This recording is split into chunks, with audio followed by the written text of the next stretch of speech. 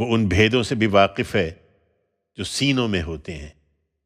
زمین پر چلنے والا کوئی جاندار نہیں ہے جس کی روزی اللہ کے ذمے نہ ہو، اور وہ اس کے ٹھکانے کو بھی جانتا ہے اور اس جگہ کو بھی جہاں وہ مرنے کے بعد زمین کے سپرد کیا جائے گا۔ یہ سب ایک کھلی کتاب میں درج ہے۔ اور وہی ہے جس نے آسمانوں اور زمین کو 6 دن میں پیدا کیا ہے، اور تمہاری پیدائش سے پہلے اس کا عرش پانی پر تھا، اس لیے پیدا کیا ہے کہ تم کو آزما کر دیکھے کہ تم میں کون بہتر عمل کرنے والا ہے۔ اب اے پیغمبر، اگر تم ان سے کہتے ہو کہ لوگو مرنے کے بعد تم دوبارہ اٹھائے جاؤ گے، تو یہ منکرین ضرور بول اٹھیں گے کہ یہ تو کھلا ہوا جادو ہے، اور اگر کچھ مدت کے لیے ہم ان سے دنیا کے اس عذاب کو ٹال دیں گے تو ضرور پوچھیں گے کہ اسے کیا چیز روکے ہوئے ہے۔ سنو، جس دن وہ ان کے اوپر آ پڑے گا تو ان سے پھیرا نہ جا سکے گا، اور وہی چیز ان کو آ گھیرے گی جس کا مذاق اڑا رہے ہیں۔ انسان کا معاملہ یہ ہے کہ ہم اس کو اگر اپنے کسی فضل سے نوازیں پھر اس سے اسے محروم کر دیں تو لازماً شکایت کرے گا، اس لیے کہ وہ جلد مایوس ہو جانے والا اور نہایت ناشکرا ہے۔ اور اگر کسی تکلیف کے بعد جو اس کو پہنچی ہو ہم اسے نعمت کا مزہ چکھائیں تو ضرور کہے گا کہ میری سب مصیبتیں مجھ سے دور ہوئیں، اور پھولا نہیں سمائے گا، اس لیے کہ وہ بڑا اترانے والا اور شیخی بگھارنے والا ہے۔ اس سے وہی مستثنیٰ ہیں جو صبر کرتے اور اچھے عمل کرتے ہیں، انہی کے لیے مغفرت بھی ہے اور بڑا اجر بھی۔ سو ان کے اس رویے کی وجہ سے اے پیغمبر، تم اس میں سے شاید کچھ چھوڑنا چاہتے ہو جو تمہاری طرف وحی کیا جا رہا ہے، اور اس بات پر تنگ دل ہو رہے ہو کہ یہ لوگ کہیں گے کہ اس پر کوئی خزانہ کیوں نہیں اتارا گیا، یا اس کے ساتھ کوئی فرشتہ کیوں نہیں آیا۔ حقیقت یہ ہے کہ تم تو صرف خبردار کرنے والے ہو، اور آگے ہر چیز اللہ کے حوالے ہے۔ کیا یہ کہتے ہیں کہ پیغمبر نے اسے خود گھڑ لیا ہے؟ ان سے کہو پھر تم بھی اسی طرح کی گھڑی ہوئی 10 صورتیں بنا کر لے آؤ، اور اللہ کے سوا جن کو بلا سکتے ہو بلا لو اگر تم سچے ہو۔ لیکن اگر وہ تمہاری مدد کو نہ پہنچیں تو جان لو کہ یہ اللہ کے علم سے نازل ہوا ہے، اور یہ بھی کہ اللہ کے سوا کوئی الہ نہیں ہے۔ پھر کیا تم مانتے ہو؟ یہ اس لیے منکر ہو رہے ہیں کہ دنیا کی زندگی نے انہیں دھوکے میں ڈال دیا ہے۔ انہیں بتا دو کہ جو دنیا کی زندگی اور اس کی زینت چاہتے ہیں، ہم ان کے اعمال کا بدلہ ان کو یہیں چکا دیتے ہیں، اور اس میں ان کے ساتھ کوئی کمی نہیں کی جاتی۔ یہی لوگ ہیں جن کے لیے آخرت میں آگ کے سوا کچھ نہیں ہے۔ دنیا میں جو کچھ انہوں نے بنایا وہ سب ملیا میٹ ہوا، اور ان کا کیا دھرا اب باطل ہے۔ سو کیا وہ شخص جو اپنے پروردگار کی طرف سے ایک برہان پر ہے، پھر اس کی تائید میں اس کے بعد ایک گواہ بھی اس کے پروردگار کی طرف سے آ جاتا ہے، اور اس سے پہلے موسیٰ کی کتاب بھی رہنما اور رحمت کے طور پر آئی ہوئی موجود ہے، اس قرآن کا انکار کر سکتا ہے؟ ہرگز نہیں۔ اس طرح کے لوگ تو اس پر ایمان ہی لائیں گے، اور تمہارے مخاطبین کے ان گروہوں میں جو شخص بھی اس کا منکر ہوگا اس کے لیے وعدے کی جگہ دوزخ ہے۔ سو اے پیغمبر، تم اس کے بارے میں کسی شک میں نہ پڑو، اس لیے کہ یہ حق ہے تمہارے پروردگار کی طرف سے، مگر اکثر لوگ مانتے نہیں ہیں۔ انہیں بتا دو کہ ان سے بڑھ کر ظالم کون ہے جو اللہ پر جھوٹ گھڑے۔ وہ اپنے پروردگار کے حضور پیش کیے جائیں گے، اور گواہی دینے والے گواہی دیں گے کہ یہی ہیں جنہوں نے اپنے پروردگار پر جھوٹ گھڑا تھا۔ سنو، اللہ کی لعنت ہے ان ظالموں پر جو اللہ کی راہ سے روکتے ہیں اور اس میں کجی پیدا کرنا چاہتے ہیں، اور وہی آخرت کے منکر ہیں۔ وہ زمین میں خدا کی گرفت سے باہر نہیں تھے، اور نہ خدا کے سوا ان کا وہاں کوئی حمایتی تھا، تاہم جو ڈھیل ہم نے انہیں دے رکھی تھی اس کی بنا پر وہ یہی سمجھتے رہے۔ انہیں اب دوہرا عذاب دیا جائے گا، اس لیے کہ نہ سن سکتے تھے اور نہ دیکھتے تھے، وہی ہیں جنہوں نے اپنے آپ کو گھاٹے میں ڈالا، اور جو کچھ گھڑتے تھے وہ سب ان سے کھویا گیا۔ اس میں شک نہیں کہ آخرت میں وہی سب سے زیادہ گھاٹے میں ہوں گے۔ اس کے برخلاف جو ایمان لائے اور انہوں نے اچھے عمل کیے اور اپنے پروردگار کی طرف جھکے رہے، وہی جنت کے لوگ ہیں، وہ اس میں ہمیشہ رہیں گے۔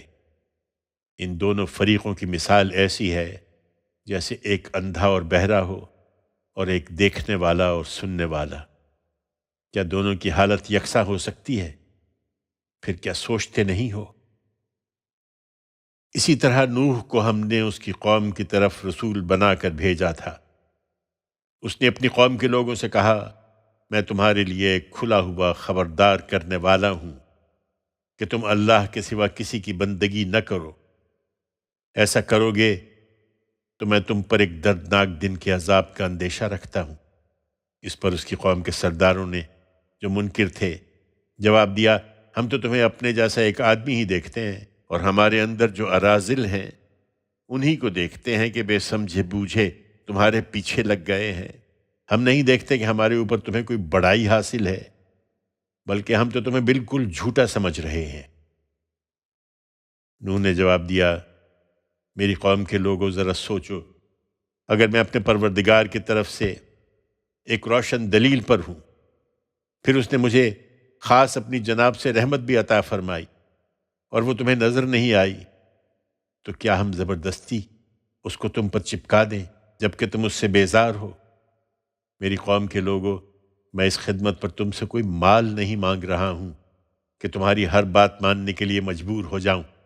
میرا اجر تو اللہ کے ذمے ہے، اور تمہاری خوشنودی کے لیے میں ان لوگوں کو ہرگز نکال دینے والا نہیں ہوں جو ایمان لے آئے ہیں۔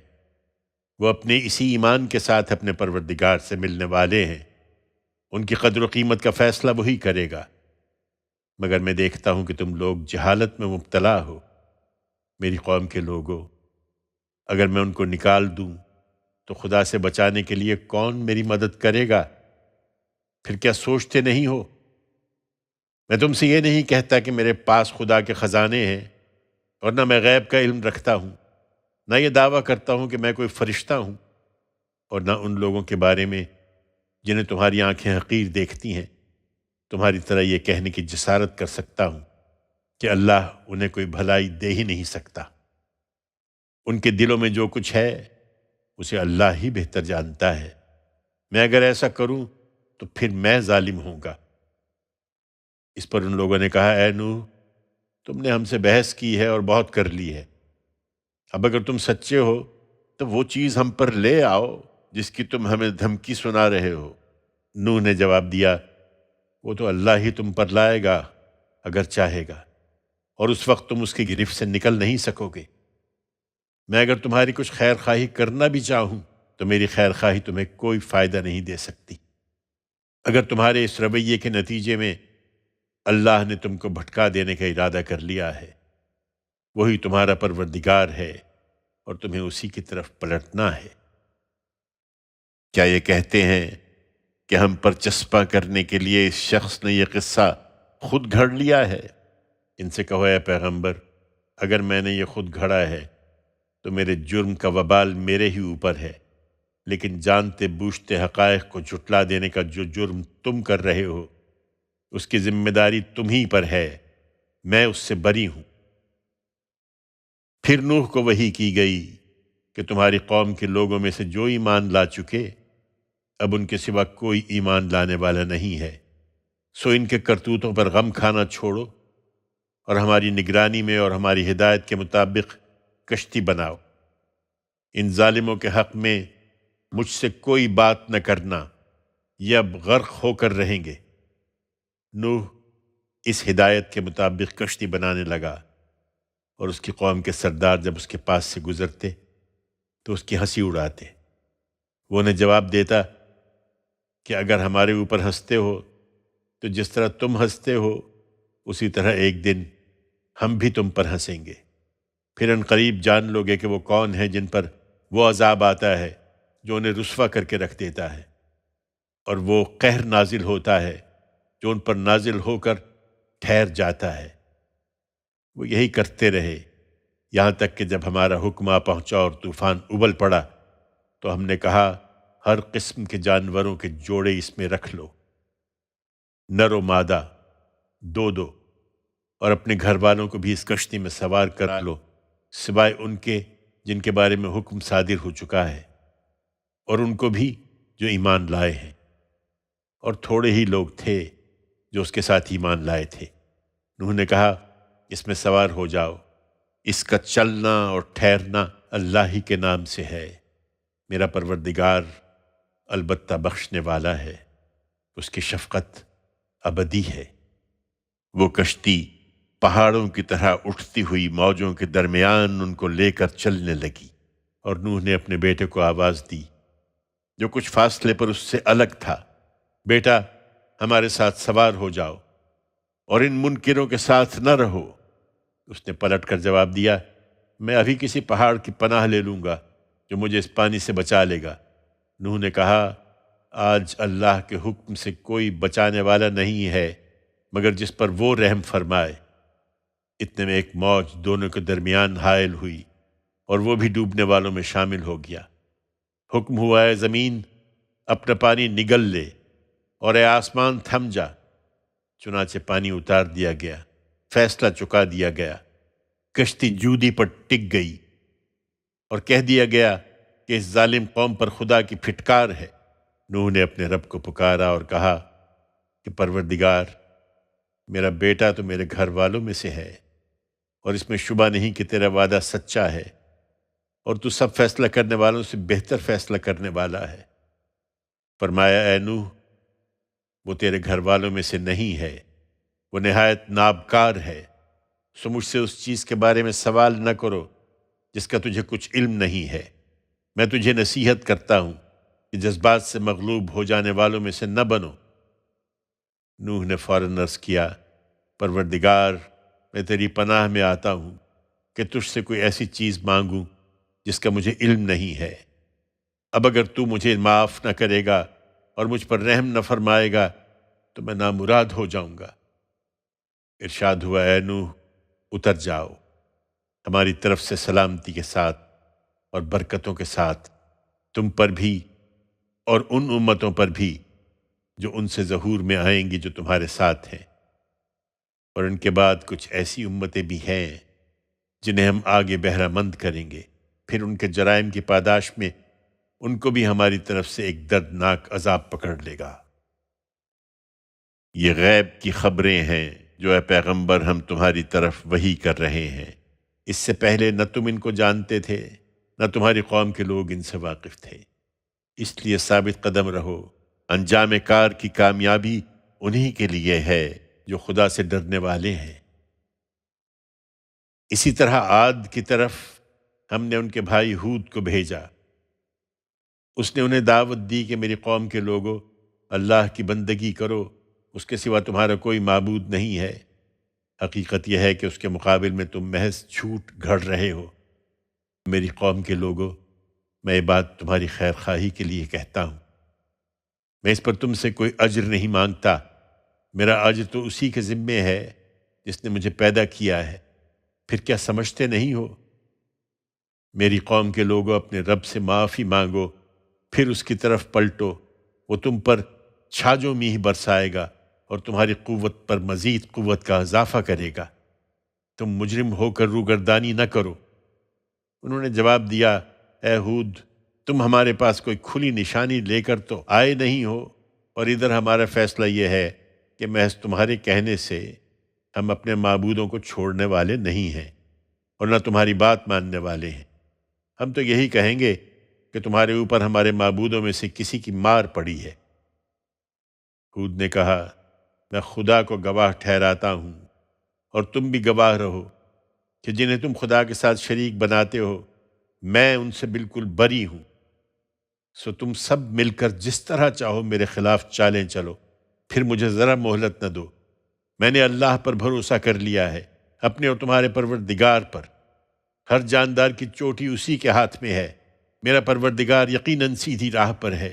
اس پر بھی اعراض کر رہے ہو تو میں نے وہ پیغام تمہیں پہنچا دیا ہے جو مجھے دے کر تمہاری طرف بھیجا گیا ہے۔ اب میرا رب تمہاری جگہ کسی دوسری قوم کو اقتدار کا مالک بنائے گا اور تم اس کا کچھ بگاڑ نہ سکو گے۔ یقیناً میرا رب ہر چیز پر نگہبان ہے۔ پھر ہوا یہ کہ جب ہمارا فیصلہ صادر ہو گیا تو ہم نے ہود کو اور ان لوگوں کو جو اس کے ساتھ ایمان لائے تھے اپنی رحمت سے نجات دی، اور اس طرح ایک نہایت سخت عذاب سے انہیں بچا لیا۔ یہ تھے عاد، انہوں نے اپنے پروردگار کی آیتوں کا انکار کیا، اس کے رسولوں کی بات نہیں مانی، اور ہر جبار اور سرکش دشمن حق کے معاملے کی پیروی کرتے رہے۔ آخر کار اس دنیا میں بھی ان کے پیچھے لعنت لگا دی گئی اور قیامت کے دن بھی۔ سن لو، عاد نے اپنے پروردگار سے کفر کیا۔ سن لو کہ عاد دھتکار دیے گئے، ہود کی قوم کے لوگ۔ اسی طرح سمود کی طرف ہم نے ان کے بھائی صالح کو رسول بنا کر بھیجا۔ اس نے انہیں دعوت دی کہ میری قوم کے لوگوں، اللہ کی بندگی کرو، اس کے سوا تمہارا کوئی معبود نہیں ہے۔ اسی نے تمہیں زمین سے اٹھا کھڑا کیا اور اس کی آبادی میں لگا دیا ہے، اس لیے اس سے معافی چاہو، پھر اس کی طرف رجوع کرو۔ میرا پروردگار قریب بھی ہے اور اپنے بندوں کی دعائیں قبول کرنے والا بھی۔ انہوں نے جواب دیا، اے صالح، اس سے پہلے تو ہمارے اندر تم سے بڑی امیدیں کی جاتی تھیں، لیکن تم اچھے نکلے۔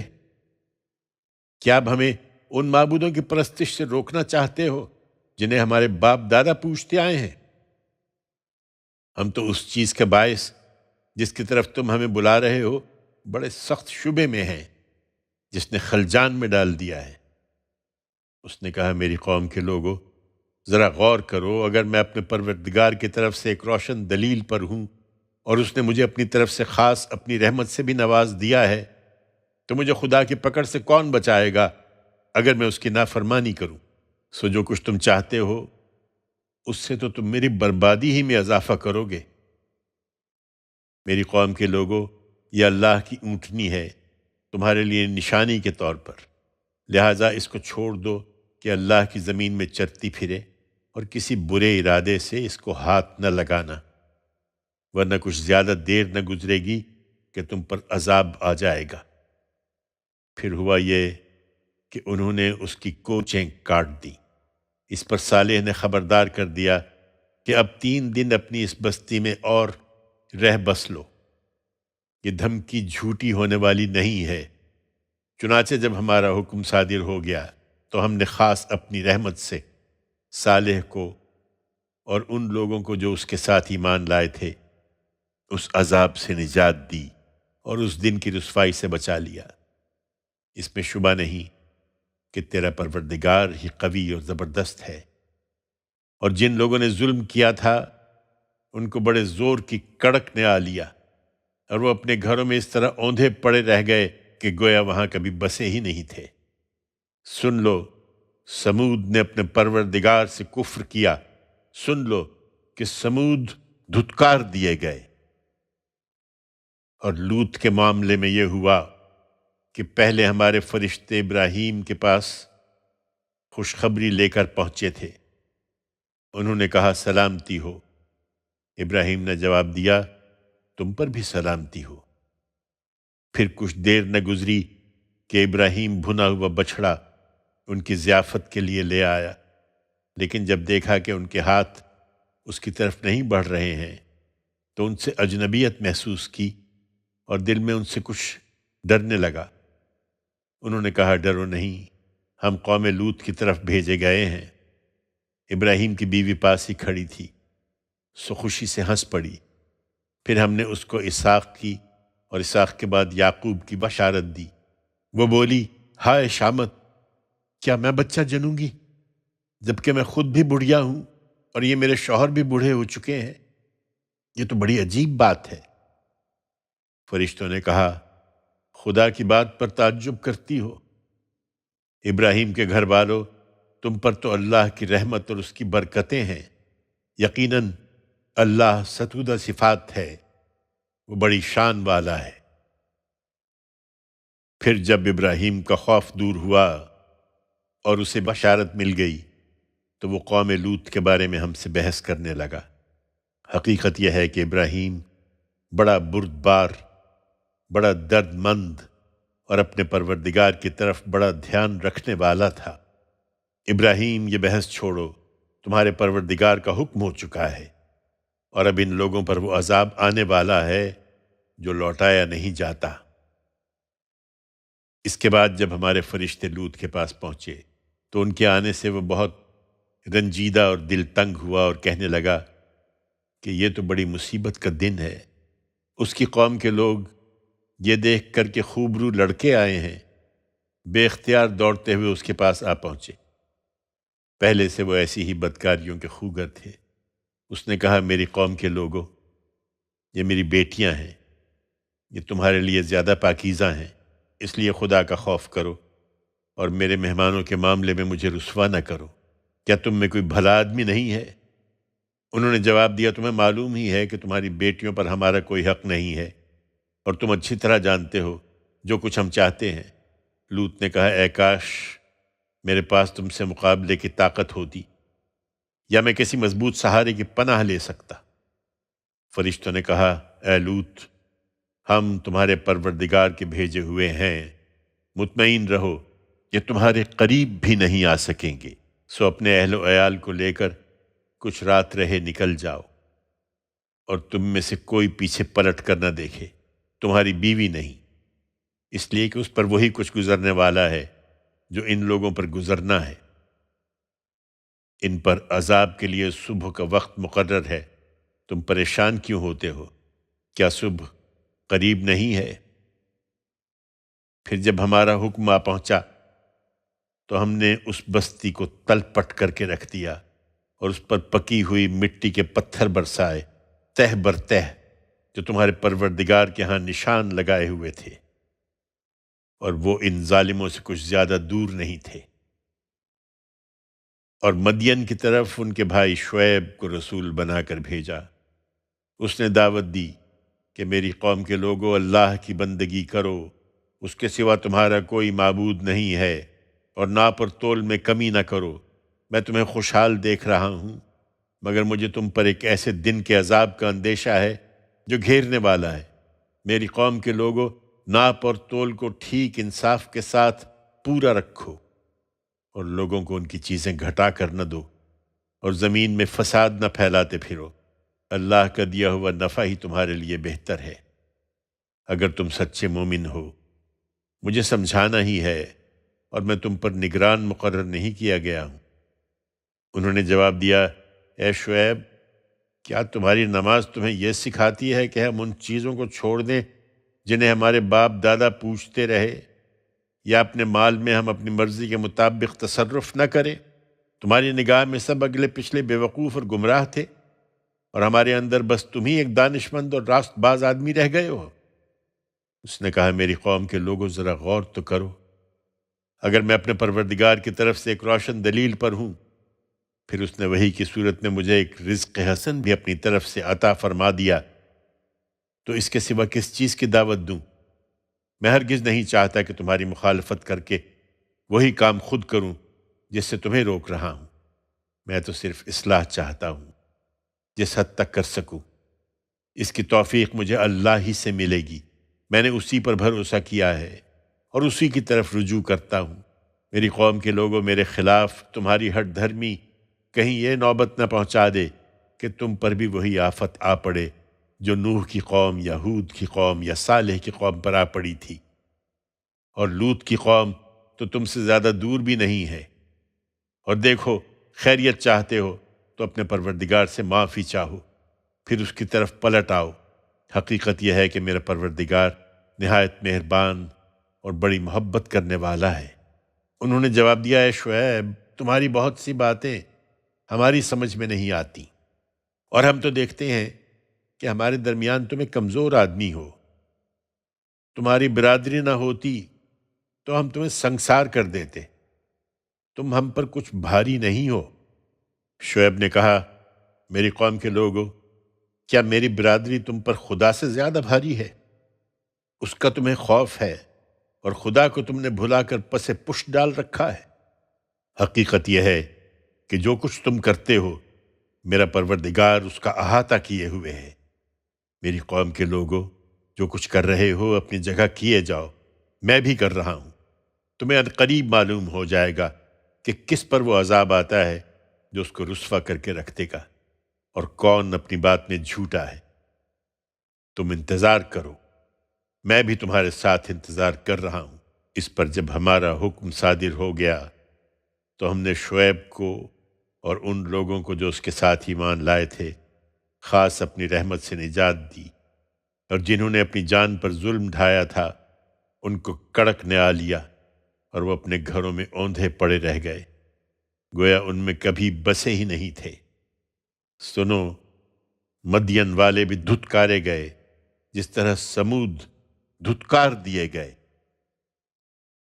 اسی طرح موسیٰ کو ہم نے اپنی نشانیوں کے ساتھ اور ایک کھلی ہوئی سند کے ساتھ فرعون اور اس کے سرداروں کی طرف رسول بنا کر بھیجا تھا، تو انہوں نے فرعون کی بات مانی، درحالے کہ فرعون کی بات راست نہیں تھی۔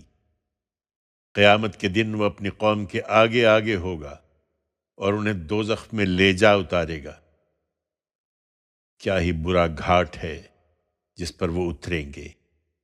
ان کے پیچھے دنیا میں بھی لعنت لگا دی گئی اور آخرت کے دن بھی۔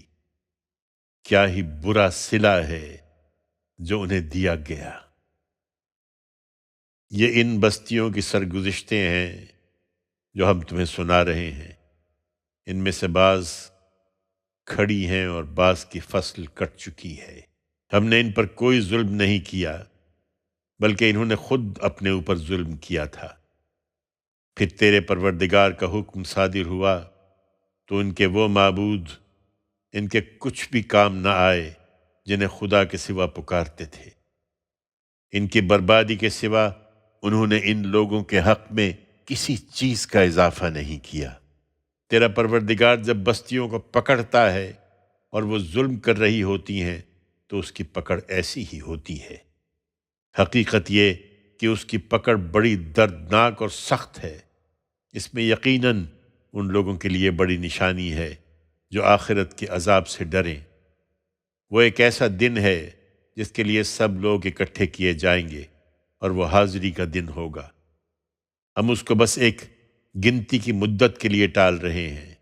جب وہ دن آ جائے گا تو کوئی شخص خدا کی اجازت کے بغیر کلام نہ کر سکے گا۔ پھر لوگوں میں سے کچھ بدبخت ہوں گے اور کچھ نیک بخت۔ سو جو بدبخت ہوں گے وہ دوزخ میں جائیں گے، انہیں وہاں چیخنا اور چلانا ہے، وہ اسی میں پڑے رہیں گے جب تک اس عالم کے زمین و آسمان قائم ہیں، الا یہ کہ تیرا پروردگار کچھ اور چاہے۔ اس میں شک نہیں کہ تیرا پروردگار جو چاہے کر گزرنے والا ہے۔ رہے وہ جو نیک بخت ہیں تو وہ جنت میں ہوں گے، وہ اسی میں رہیں گے جب تک اس عالم کے زمین و آسمان قائم ہیں، الا یہ کہ تیرا پروردگار کچھ اور چاہے، اس کی طرف سے ایسی عطا کے طور پر جو کبھی منقطع نہ ہوگی۔ سو اے پیغمبر، تم ان چیزوں کے معاملے میں کسی تردد میں نہ پڑو جنہیں یہ پوجتے ہیں۔ یہ اسی طرح پوج رہے ہیں جس طرح ان سے پہلے ان کے باپ دادا پوچھتے رہے۔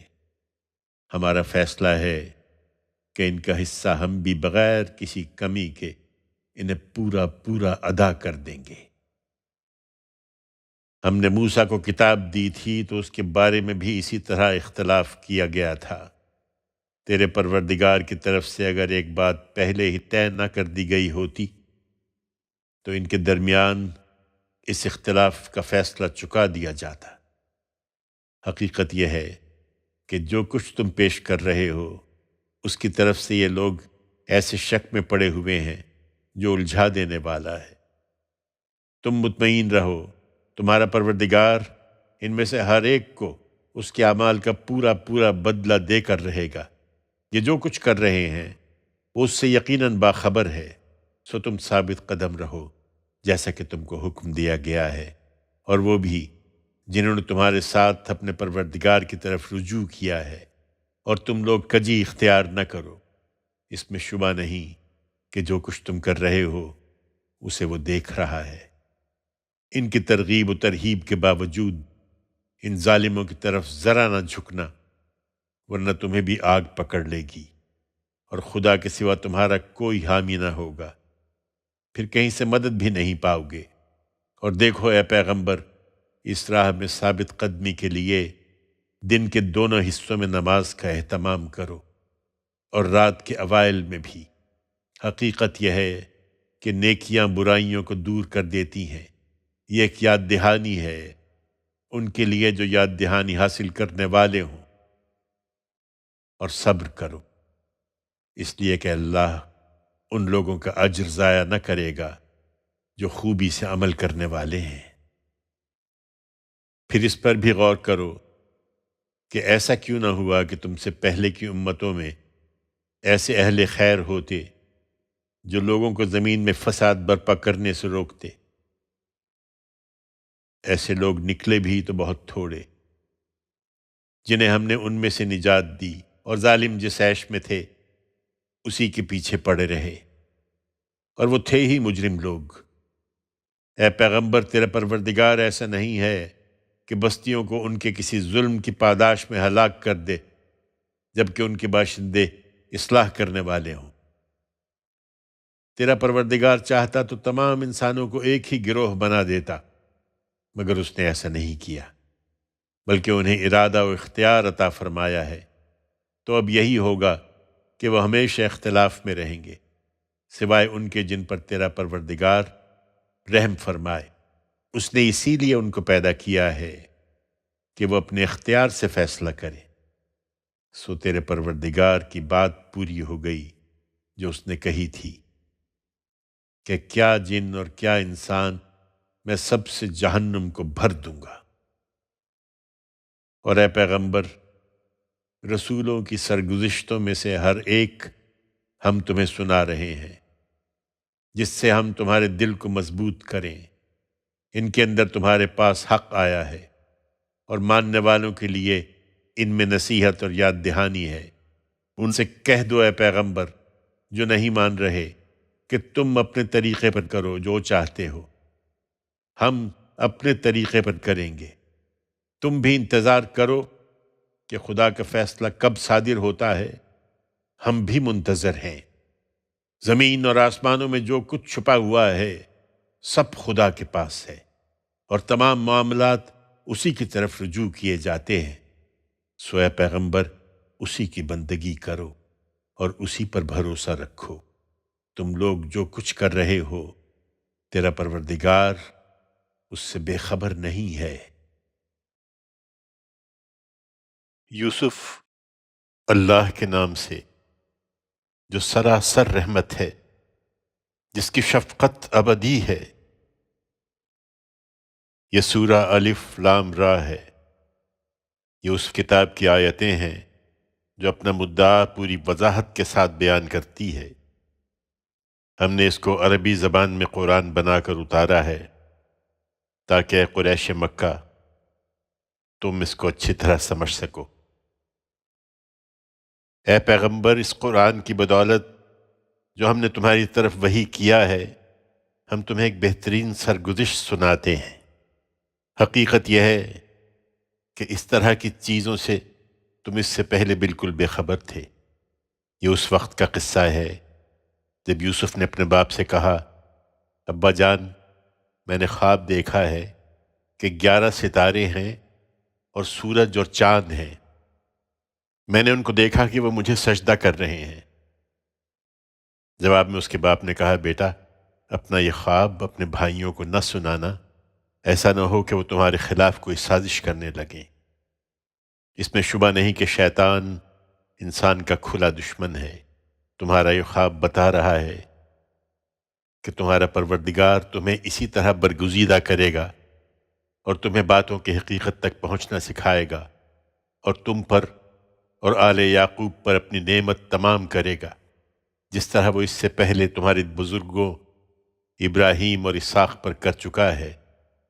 یقیناً تیرا پروردگار علیم و حکیم ہے۔ حقیقت یہ ہے کہ یوسف اس کے بھائیوں کے سرگزشت میں پوچھنے والوں کے لیے بہت سی نشانیاں ہیں۔ جب اس کے بھائیوں نے آپس میں کہا کہ یوسف اور اس کا بھائی ہمارے باپ کو ہم سے زیادہ محبوب ہیں، حالانکہ ہم ایک پورا جتھا ہیں، یقیناً ہمارا باپ ایک کھری ہوئی غلطی میں مبتلا ہے، اس کا علاج یہی ہے کہ یوسف کو قتل کر دو یا اس کو کہیں پھینک دو، تمہارے باپ کی توجہ اس سے صرف تمہاری طرف ہو جائے گی اور اس کے بعد تم لوگ بالکل ٹھیک ہو جاؤ گے۔ اس پر ان میں سے ایک کہنے والے نے کہا، یوسف کو قتل نہ کرو، اگر کچھ کرنا ہی ہے تو اس کو کسی اندھے کنویں کے تہہ میں پھینک دو، کوئی راہ چلتا قافلہ اسے نکال لے جائے گا۔ اس کے بعد وہ گئے اور انہوں نے اپنے باپ سے کہا، ابا جان کیا بات ہے کہ یوسف کے معاملے میں آپ ہم پر بھروسہ نہیں کرتے؟ درحال ہے کہ ہم اس کے سچے خیر خواہ ہیں، اسے کل ہمارے ساتھ جانے دیجیے، ذرا کچھ چر چگ لے اور کھیلے کودے، ہم اس کی حفاظت کے ذمہ دار ہوں گے۔ باپ نے کہا، مجھے یہ چیز افسردہ کر دیتی ہے کہ تم اسے لے جاؤ، اور ڈرتا ہوں کہ تم اس سے غافل ہو اور اسے بھیڑیا کھا جائے۔ انہوں نے جواب دیا، اگر اسے بھیڑیا نے کھا لیا جبکہ ہم ایک جتھا ہیں، تب تو ہم بڑے ہی نامراد ہوئے۔ اس طرح اصرار کر کے جب وہ یوسف کو لے گئے اور بالآخر طے کر لیا کہ اس کو کنویں کی تہہ میں پھینک دیں، اور ادھر ہم نے اس کو وحی کر دی کہ تم ایک دن ان کی اس حرکت سے انہیں ضرور آگاہ کرو گے جب انہیں کچھ خیال بھی نہ ہوگا، اور اس کو کنویں میں گرا کر وہ روتے پیٹتے کچھ رات گئے اپنے باپ کے پاس پہنچ گئے۔ انہوں نے آ کر کہا، ابا جان ہم دوڑ کا مقابلہ کرنے میں لگ گئے تھے اور یوسف کو ہم نے اپنے سامان کے پاس چھوڑ دیا تھا کہ اتنے میں بھیڑیا آیا اور اس کو کھا گیا، مگر آپ تو ہماری بات کا یقین نہ کریں گے اگرچہ ہم بالکل سچے ہوں۔ وہ اس بات کو ثابت کرنے کے لیے یوسف کے قمیص پر جھوٹ موٹ کا خون بھی لگا کر لے آئے تھے۔ باپ نے کہا، نہیں، بلکہ یہ تو تمہارے دل نے تمہارے لیے ایک بات گھڑ لی ہے، سو اب صبر جمیل کی توفیق ملے، اور جو کچھ تم بیان کر رہے ہو اس پر خدا ہی سہارا ہے۔ ادھر ایک قافلہ آیا اور انہوں نے اپنا پانی بھرنے والا بھیجا اور اس نے اپنے ڈول کنویں میں ڈالا۔ پھر یوسف کو دیکھا تو پکار اٹھا، خوشخبری ہو، یہ تو ایک لڑکا ہے۔ چنانچہ انہوں نے اس کو نکالا اور اس کو پونجی سمجھ کر چھپا لیا، اور جو کچھ وہ کر رہے تھے اللہ اس سے خوب واقف تھا۔ پھر لے کر مصر پہنچ گئے اور اس کو تھوڑی سی قیمت چند درہموں کے عوض بیچ دیا، اور وہ اس کے معاملے میں کوئی رغبت نہیں رکھتے تھے۔ مصر کے لوگوں میں سے جس نے اسے خریدا، اس نے اپنی بیوی سے کہا، اس کو خاطر سے رکھنا، امید ہے کہ ہم کو نفع پہنچائے یا ہم اسے بیٹا ہی بنا لیں۔ اس طرح یوسف کو ہم نے اس ملک میں جگہ دی، اس لیے کہ اسے برگزیدہ کریں اور اس لیے کہ اسے باتوں کی حقیقت تک پہنچنا سکھائیں۔ حقیقت یہ ہے کہ اللہ اپنے ارادے کو نافذ کر کے رہتا ہے، مگر اکثر لوگ جانتے نہیں ہیں۔ چنانچہ اسی طرح ہوا، اور جب وہ پختگی کو پہنچ گیا تو ہم نے اس کو حکم اور علم عطا فرمایا۔ ان کو جو خوبی والے ہوں ہم اسی طرح بدلہ دیا کرتے ہیں۔ اور یوسف جس عورت کے گھر میں تھا وہ اس پر ڈورے ڈالنے لگی۔ اس نے ایک دن دروازے بند کر لیے اور بولی، آ جاؤ۔ یوسف نے کہا، خدا کی پناہ، وہ میرا آقا ہے، اس نے مجھے خاطر سے رکھا ہے، میں یہ خیانت نہیں کر سکتا، اس لیے کہ ایسے ظالم کبھی فلاح نہیں پایا کرتے۔ حقیقت یہ ہے کہ اس عورت نے تو یوسف کا ارادہ کر ہی لیا تھا، وہ بھی اگر اپنے پروردگار کی برہان نہ دیکھ لیتا تو اس کا ارادہ کر لیتا۔ اسی طرح ہوا تاکہ ہم اس سے برائی اور بے حیائی کو دور رکھیں۔ اس میں شبہ نہیں کہ وہ ہمارے برگزیدہ بندوں میں سے تھا۔ وہ دونوں آگے پیچھے دروازے کی طرف بھاگے اور یوسف کو روکنے کی کوشش میں عورت نے اس کا کرتا پیچھے سے کھینچ کر پھاڑ دیا۔ دروازے پر دونوں نے اس کے شوہر کو موجود پایا۔ اسے دیکھتے ہی عورت نے کہا، جو تیری بیوی کے ساتھ برائی کا ارادہ کرے اس کی سزا اس کے سوا کیا ہو سکتی ہے کہ قید کیا جائے یا اسے کوئی اور دردناک سزا دی جائے؟ یوسف نے کہا، اسی نے مجھے پھانسنے کی کوشش کی تھی۔ معاملہ آگے بڑھا تو عورت کے اپنے خاندان کے لوگوں میں سے ایک شخص نے قرینے کی شہادت پیش کی کہ اگر یوسف کا کرتا آگے سے پھٹا ہو تو عورت سچی ہے اور وہ جھوٹا ہے۔ اور اگر اس کا کرتا پیچھے سے پھٹا ہو تو عورت جھوٹی ہے اور وہ سچا ہے۔ پھر جب شوہر نے دیکھا کہ یوسف کا کرتا پیچھے سے پھٹا ہے تو غصے میں بول اٹھا کہ یہ تم عورتوں کے فریب ہیں، اس میں شبہ نہیں کہ تمہارے فریب بڑے غضب کے ہوتے ہیں۔ یوسف اس بات کو جانے دو، اور اے عورت تو اپنے گناہ کی معافی مانگ، اس لیے کہ اصل میں تو ہی خطا کار ہے۔ شہر میں کچھ عورتیں آپس میں چرچا کرنے لگیں کہ عزیز کی بیوی اپنے غلام پر ڈورے ڈال رہی ہے، وہ اس کی محبت میں فریفتہ ہو گئی ہے۔ ہمارے نزدیک تو وہ کھلی حماقت میں مبتلا ہے، شاید نہیں جانتی کہ ایسے لوگ کس طرح رام کیے جاتے ہیں۔ سو ان کے فریب کا حال جب اس عورت نے سنا تو اس نے انہیں بلا بھیجا کہ وہ بھی اپنا ہنر آزما لیں، اور ان کے لیے ایک مجلس آراستہ کی، اور ان میں سے ہر ایک کو ایک ایک چھری دی، اور یوسف سے کہا کہ ان کے سامنے آ جاؤ۔ پھر جب عورتوں نے اس کو دیکھا تو اس کی عظمت سے مبہوت ہو گئیں، اور اپنی بات اس سے منوانے کے لیے اپنے ہاتھ جگہ جگہ سے زخمی کر لیے، لیکن ناکام رہیں، اور بالآخر پکار اٹھی کہ حاشا اللہ، یہ آدمی نہیں ہے، یہ تو کوئی بزرگ فرشتہ ہے۔ اس نے کہا دیکھ لیا، یہی ہے جس کے بارے میں تم مجھے ملامت کر رہی تھی۔ بے شک میں نے اسے رجھانے کی کوشش کی تھی مگر یہ بچ نکلا، تاہم میں جو کرنے کے لیے اسے کہہ رہی ہوں اس نے اگر نہیں کیا تو ضرور قید کیا جائے گا اور ضرور ذلیل ہوگا۔ اس پر یوسف نے دعا کی کہ پروردگار، قید خانہ مجھے اس چیز سے زیادہ پسند ہے جس کی یہ مجھے دعوت دے رہی ہیں۔